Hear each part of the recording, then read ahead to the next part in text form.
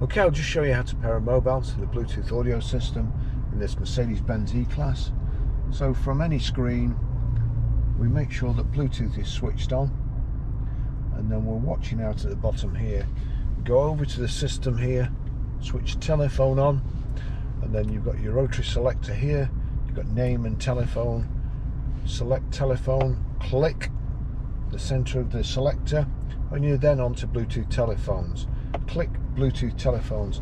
You've then got update. Now if there's any other phones on, it can be confusing because the phones are listed here and you don't tend to notice the update.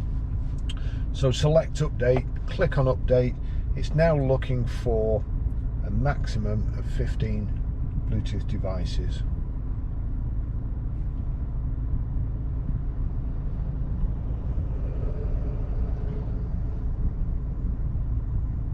And there you go, it's picked up my phone.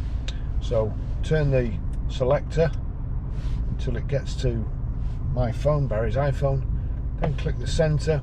We now have to put a code in. For ease of use, I'm going to put 0000 in, and then we wind across to OK, and then click in the center for OK, and here we go. We've got this sort of calculator thing up there.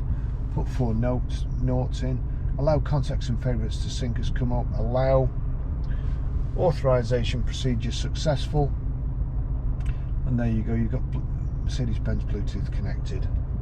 Okay, I'll just show you how to delete a mobile from the Bluetooth audio system in this Mercedes Benz. So from any screen, it's on radio at the moment, but if we click telephone there, you've got ready for Bluetooth telephony. There's no phone connected to it at the moment. So now we need to select telephone on the left hand side. We turn the rotary selector and then click the center to select.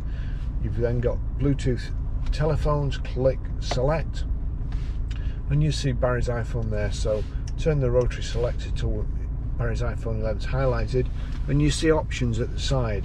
So we knock the selector across towards the options and then click select, and you've got there deauthorize, details, reception volume, transmission volume.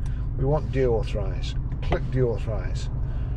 Just so as you don't make a mistake, it's asking, do you want to deauthorize Barry's iPhone 11? And you've got yes or no. It defaults to no, but we select yes, click, and that's it, it's gone.